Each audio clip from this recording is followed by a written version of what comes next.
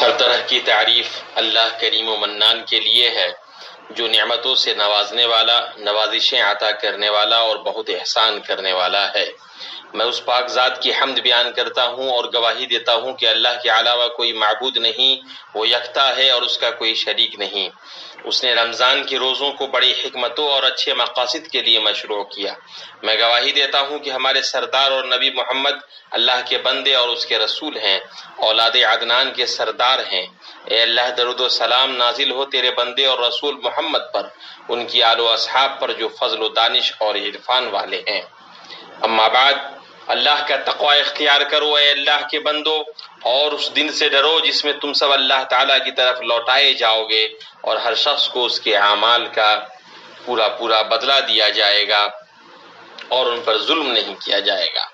اے اللہ کے بندو، بلا شبہ انسان اپنی بشریت اور اس میں موجود محرکات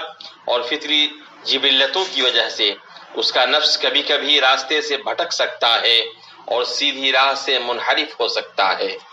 کبھی کبھار یہ اس کے لیے ہمت شکن ہو سکتی ہے جو اسے اللہ کے مخلص اور نیک بندوں کے قافلوں سے جڑنے سے روک دیتی ہے، اسی طرح وہ اس ذاتی تکمیل اور روحانی بلندی کے وافر حصے سے روک دیتی ہے۔ لہٰذا وہ ایک ایسے مناسب وسیلے کا حاجت مند ہوتا ہے جو اس کا ہاتھ تھام کر وہاں لے جائے جو اللہ کی منشا ہے، یعنی دل کی درستگی، منہج میں استقامت اور صحیح راستہ۔ تو ان تک پہنچنے کا سب سے مؤثر وسیلہ روزہ ہے، اس لیے کہ روزہ سب سے نمایاں عنصر اور مضبوط سبب ہے نفوس کو نقائص سے محاسن کی جانب پھیرنے، اسی طرح خوبیوں کو اعلیٰ تر خوبیوں تک لے جانے اور سب سے اچھے طریقے سے ہدف حاصل کرنے کا۔ یہ ایک ایسی عام تبدیلی ہے جس میں لوگوں کی دنیا بھی شامل ہے، چنانچہ یہ اکثر لوگوں کو زیادہ بہتر زندگی پر ابھارتی ہے۔ ایسی زندگی جس میں جلوہ گر ہو کر بھلائی، راستے کی درستگی، اوصاف تقوی کو مضبوطی سے تھامنا، غفلت کو چھوڑنا، لہو و لعب سے بچنا اور جہاں تک ممکن ہو سکے لغزشوں سے دور رہنا۔ پورے ایک مہینے جب بندہ اس مبارک تبدیلی پر گامزن رہتا ہے تو اس کے اندر خصلت حمیدہ پنپتی ہے، وہ بھلائی کو چاہنے لگتا ہے اور اپنے نفس کو بھلائی کے راستے میں چلانے لگتا ہے اور بھلائی کی سیڑھیوں کو طے کرنے لگتا ہے، اس لیے کہ عادت تکرار سے پیدا ہوتی ہے، مواظبت سے مضبوط ہوتی ہے اور ہمیشگی برتنے سے راسخ ہو جاتی ہے۔ اس میں کوئی شک نہیں ہے کہ اس پورے مہینے میں بندہ فضیلت کے بہترین راستوں اور پاکی کے بلند طریقوں کو اختیار کرتا ہے، اس کا اس کے اوپر قوی ترین اور پائیدار اثر ہوتا ہے۔ وہ رمضان کے مہینے کے ختم ہونے کے بعد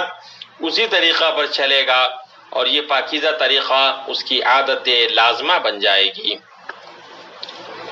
یہی وہ مطلوب تقوی ہے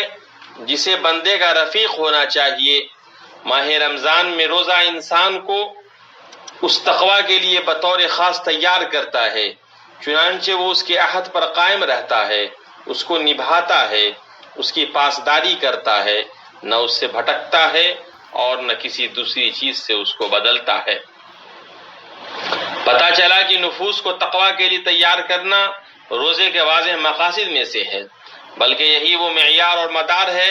جس پر روزہ گھومتا ہے اور جس سے روزانہ وابستہ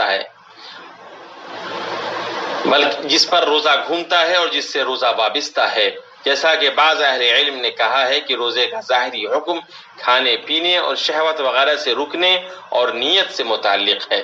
لیکن اس کا مقصد خواہش کو دبانا ہے تاکہ نفس تقوی تک پہنچ سکے، اور اگر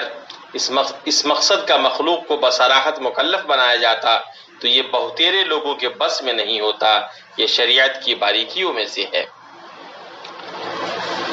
ایسا روزہ جس سے تقوی ہم آمیز نہ ہو اور جو روزہ دار کے قلب سے نہ جڑے تو یہ خالی خلی روزہ ہے جو فرض کو ساقط کرنے کے لیے ہے۔ اس کے دوبارہ رکھنے کا حکم نہیں دیا جائے گا، لیکن وہ تقوی کے دائرے سے نکلا ہوا اور اس کی راہ سے بھٹکا ہوا ہوگا۔ ایسے روزہ دار کو روزہ کی حقیقت کا ادراک نہیں، اس نے روزہ کے منفی پہلو اور ظاہری شکل کو برتا، جیسا کہ اللہ عز و جل کا فرمان ہے اے ایمان والو، تم پر روزے رکھنا فرض کیا گیا ہے جس طرح تم سے پہلے لوگوں پر فرض کیے گئے تھے تاکہ تم تقوی اختیار کرو۔ اللہ سبحانہ نے اس آیت میں مومنوں کو مخاطب کرتے ہوئے شروعات کی ہے اور تاکہ تم تقوی اختیار کرو پر اس آیت کو ختم کیا ہے۔ ایمان اور تقوی کے درمیان بڑا قوی رشتہ ہے اور مضبوط بندھن ہے، اس لیے کہ ایمان بھلائی کی بنیاد، فضائل کا سرچشمہ اور قابل تعریف کاموں کا مرکز ہے۔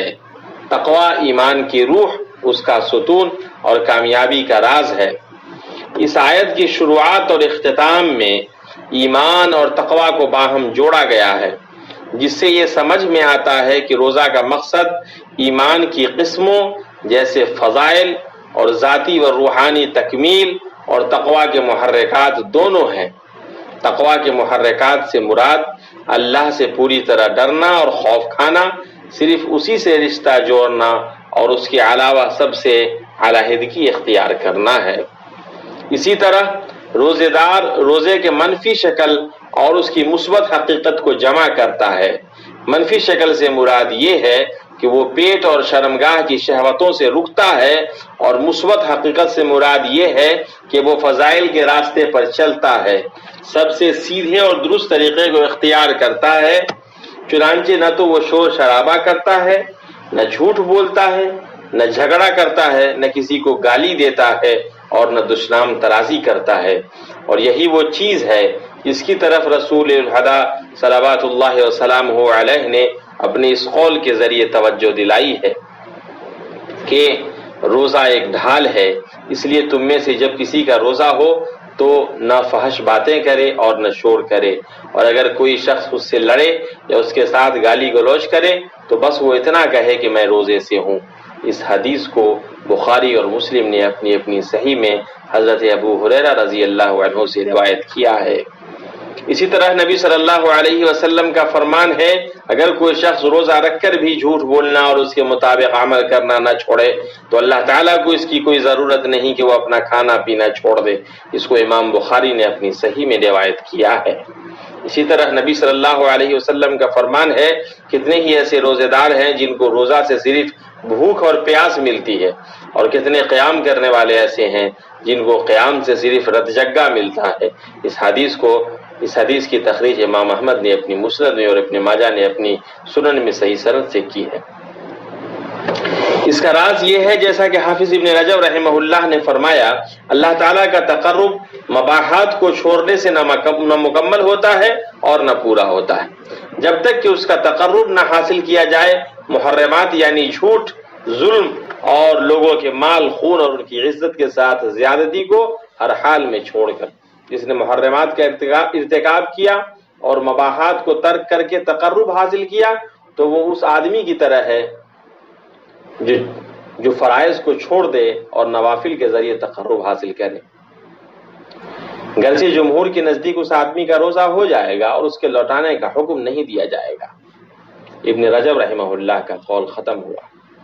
خلاصہ کلام یہ ہے، جیسا کہ امام ابن قیم رحمہ اللہ نے فرمایا ہے کہ اللہ کے تقوی پر روزہ سے مدد ملنا یہ بہت معروف بات ہے۔ کسی نے بھی اللہ کے تقوی، اس کی حدود کی حفاظت اور اس کے محرمات سے اجتناب پر روزہ جیسی کسی چیز سے مدد نہیں چاہی۔ روزہ شاہد ہے اس ذات کے لیے جس نے اسے مشروع کیا اور اس کا حکم دیا کہ وہ احکم الحاکمین ہے اور ارحم الراحمین ہے، اور یہ کہ اس نے روزوں کو اپنے بندے پر احسان اور رحم و کرم فرماتے ہوئے مشروع کیا، ان کی رزق میں بخیلی کی وجہ سے نہیں اور نہ ہی حکمت و مصلحت سے خالی مجرد تکلیف اور تعذیب کے لیے، بلکہ بذات خود روزہ حکمت و رحمت اور مصلحت کی انتہا ہے، اور یہ کہ ان عبادتوں کی مشروعیت بندوں کے لیے اللہ پاک کی کمال نعمت اور رحمت میں ہے۔ ابن قیم رحمہ اللہ کا قول ختم ہوا۔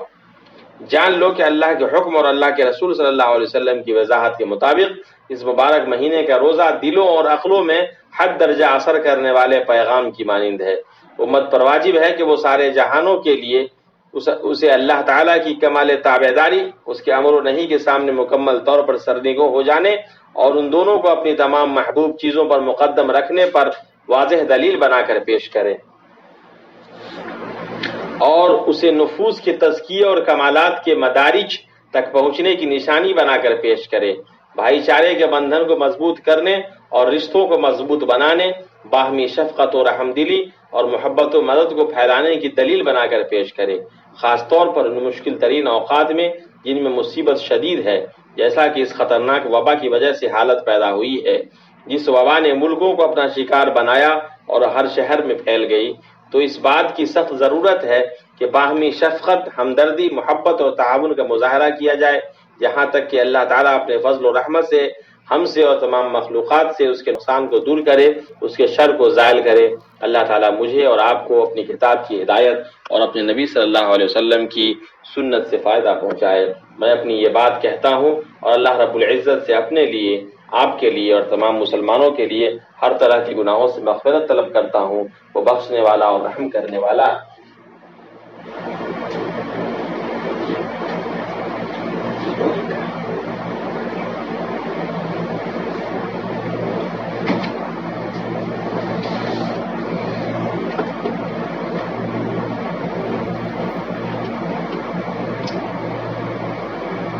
ہر قسم کی حمد اللہ ہی کے لیے ہے جس نے روزہ کو ہم پر فرض کیا اور اس کو گناہوں کی مغفرت کا سبب بنایا اور سلامتی کے گھر جنت کے دروازوں میں ایک دروازہ بنایا۔ ہم اس پاک ذات کی حمد بیان کرتے ہیں۔ میں شہادت دیتا ہوں کہ اللہ کے سوا کوئی عبادت کے لائق نہیں، وہ یکتا ہے، اس کا کوئی شریک نہیں، وہ بادشاہ نہایت پاک، سب عیبوں سے صاف ہے، اور میں گواہی دیتا ہوں کہ حضرت محمد صلی اللہ علیہ وسلم اللہ کے بندے اور اس کے رسول ہیں۔ آپ صاحب حوض مورود، اعلیٰ درجے اور اونچے مقام والے ہیں۔ اے اللہ، درود و سلام نازل ہو تیرے بندے اور رسول محمد پر، آپ کی آل و اصحاب پر، ہمیشہ نازل ہونے والا درود و سلام قیامت تک۔ اما بعد، اے اللہ کے بندو، روزے کے عظیم ترین مقاصد میں سے نفسوں میں قربانی کی عادت ڈالنا، انہیں خرچ کرنے پر ابھارنا، زندگی کی سختیوں کو برداشت کرنے کے لیے تیار کرنا اور سختیوں اور مصائب پر صبر کرنے کا انہیں عادی بنانا ہے۔ تو روزہ ان قربانیوں سے بھرا ہوا ہے جنہیں روزے دار اپنے جسم کی ضرورتوں اور نفس کی رغبتوں میں سے خرچ کرتا ہے۔ تو روزہ نفوس کو جائز لذتوں سے روکنے اور انہیں بھوک کی تکلیف اور پیاس کی شدت برداشت کرنے پر مجبور کرنے اور ان کے شعور کو لگام دینے کا نام ہے کہ نہ تو وہ اکتائے یا بے چین ہو یا ایسی حرکتیں کرے جن سے اس کا روزہ برباد ہو جائے یا اجر میں کمی آ جائے۔ نفوس کے لیے ان مباح چیزوں سے رکنے میں ایسی قربانیاں ہیں صائم جن کو اللہ کی خوشنودی تلاش کرنے اور بھرپور بدلے اور اجر کریم کے وعدے کی تصدیق کرتے ہوئے پیش کرتا ہے۔ رمضان میں قربانیاں کسی ایک مقام پر نہیں رکتی ہے، اس لیے کہ اس میں قربانیوں کے دروازے بہت زیادہ ہیں، کیونکہ وہ ایسا میدان ہے جس میں سبقت کرنے والے سبقت کرتے ہیں اور بہترین وعدے اور حسن ثواب کی امید رکھتے ہیں۔ تو جس طرح قربانیاں جسم کی راحتوں اور اس کی لذتوں کو چھوڑ کر اسے مباح خواہشوں سے روک کر دی جاتی ہیں، اسی طرح اس مال کی بھی قربانی پیش کرنی ہے جسے نفوس حد درجہ محبت کرتے ہیں۔ مال کی یہ محبت ان پر آخری عمر تک لگاتار چھائی رہتی ہے اور ان میں اندر تک پیوست رہتی ہے، جیسا کہ اللہ تعالیٰ کا فرمان ہے، اور مال کو جی بھر کر عزیز رکھتے ہو۔ حدیث میں ہے، حضرت ابو ہریرہ رضی اللہ عنہ سے روایت ہے کہ رسول اللہ صلی اللہ علیہ وسلم نے ارشاد فرمایا، دو چیزوں کی محبت میں بوڑھے آدمی کا دل جوان رہتا ہے، لمبی زندگی اور مال کی محبت۔ اس حدیث کو بخاری اور مسلم نے اپنی اپنی صحیح میں روایت کیا ہے، اور یہ محبت مال پر آدمی کے حریص ہونے اور اس کے صلے میں بخالت سے کام لینے میں بہت واضح انداز میں ظاہر ہوتی ہے۔ تو اس کے نفس کو اس کا نکالنا اچھا نہیں لگتا ہے مگر اس وقت جب کہ بدلے میں عظیم ترین فائدہ ملے یا عوض میں زیادہ بدلہ۔ اس قربانی کے خوبصورت ترین اثرات اور اس سخاوت کے عظیم ترین نتائج میں سے یہ ہے کہ وہ روزے دار کے دل میں نرمی پیدا کرتا ہے، اس کے احساسات کو ایسا سلیقہ مند بناتا ہے جو اس میں فردیت اور مفاد کی تنگی سے نکال کر ایثار اور شفقت کی کشادگی تک لے جاتا ہے، جو اس کے اندر دوسروں کی ضرورتوں کو سمجھنے، ان کے ساتھ حسن سلوک، غمخواری اور سخاوت کرنے پر ابھارتا ہے۔ تو وہ شخص خوشی خوشی اپنے مال سے اللہ کی راہ میں خرچ کرتا ہے، ایسا وہ اللہ تعالیٰ پر یقین رکھتے ہوئے کرتا ہے کہ وہ اسے بھرپور بدلہ دے گا اور اسے خوب نوازے گا، اور اس کے نفس نے جو خرچ کیا ہے بدلے میں اللہ تعالیٰ اس سے زیادہ افضل بخشش، بڑا فائدہ اور بھرپور بدلہ دے گا۔ بلا شبہ قربانی سے حلاوت ملتی ہے اور خرچ کرنے اور عطا کرنے سے خوشی ملتی ہے، اس لیے روزے کا بدلہ وہ خوشی ہے جو اپنی محبوبات و مباحات کی قربانی دینے والے روزے دار کو دی جائے گی، جیسا کہ حدیث میں آیا ہے جسے بخاری اور مسلم نے اپنی صحیح میں حضرت ابو ہریرہ رضی اللہ عنہ سے روایت کیا ہے کہ نبی صلی اللہ علیہ وسلم نے ارشاد فرمایا، روزے دار کے لیے دو خوشی ہے، ایک خوشی افطار کے وقت، دوسری خوشی اسے اپنے رب سے ملاقات کے وقت ہوگی۔ خوشخبری اس شخص کے لیے جو رمضان میں قربانیوں کے دروس میں سے سب سے اچھا توشہ لے اور اپنی عمر کے تمام ایام میں چلنے کا بہترین منہج اپنائے، تو اللہ کے لیے اپنے نفس اور مال میں سے خرچ کرے، اللہ کی خوشنودی تلاش کرتے ہوئے اور نبی صلی اللہ علیہ وسلم اور آپ کے صحابہ کی پیروی کرتے ہوئے۔ قربانی کی راہوں میں جن کے عظیم ترین کارنامے ہیں اور جن کی بلیغ ترین عبرتیں اور عمدہ ترین نشان راہ ہیں، اللہ کا تقوی اختیار کرو اور ہمیشہ یاد رکھو کہ اللہ تعالیٰ نے تم کو خیر انعام پر درود و سلام بھیجنے کا حکم دیا ہے، جیسا کہ اس کی سچی کتاب قرآن کریم میں ہے۔ اللہ تعالیٰ اور اس کے فرشتے اس نبی پر رحمت بھیجتے ہیں، اے ایمان والو تم بھی ان پر درود بھیجو اور خوب سلام بھی بھیجتے رہا کرو۔